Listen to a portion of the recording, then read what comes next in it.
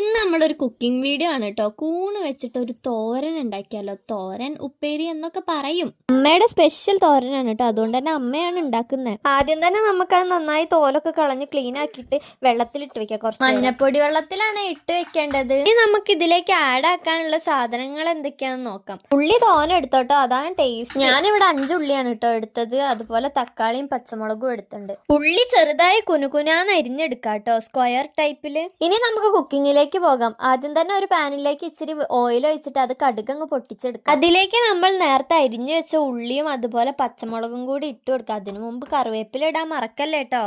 നുള്ളു ഉപ്പിട്ടിട്ട് നന്നായി മിക്സ് ചെയ്ത് കൊടുക്കുക. അതങ്ങ് വഴണ്ട് വരുമ്പോൾ കുറച്ച് മഞ്ഞപ്പൊടി ഇട്ടിട്ട് ഒന്നുകൂടെ മിക്സ് ചെയ്യാം.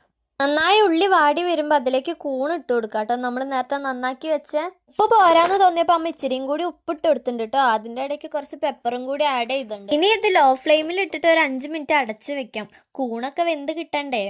കൂണൊക്കെ ഏകദേശം വെന്ത് കിട്ടിയിട്ടുണ്ട് കേട്ടോ. അതിലേക്ക് നമുക്ക് കുറച്ച് തേങ്ങ ആഡ് ചെയ്ത് കൊടുക്കാം. തേങ്ങയുടെ പച്ചമണം പോകുന്നതും വരെ ഇളക്കി കൊടുക്കുക. അത് കഴിഞ്ഞ് സ്റ്റവ് ഓഫ് ചെയ്തിട്ട് അങ്ങ് അടച്ചു വെക്കുക കുറച്ചു നേരം. നമ്മളെ കൂൺ തോരൻ ഇവിടെ സെറ്റ് ആയിട്ടുണ്ട്. അപ്പൊ നമ്മള് ഇന്നത്തെ വീഡിയോ ഇഷ്ടപ്പെട്ടെങ്കിൽ ഒന്ന് സപ്പോർട്ട് ചെയ്യണേ. നമ്മളെ വിശേഷങ്ങൾ അറിയാൻ താല്പര്യം ഉണ്ടെങ്കിൽ ഒന്ന് സബ്സ്ക്രൈബ് ചെയ്ത് കൂടെ കൂടിക്കോളി. അപ്പൊ ബൈ.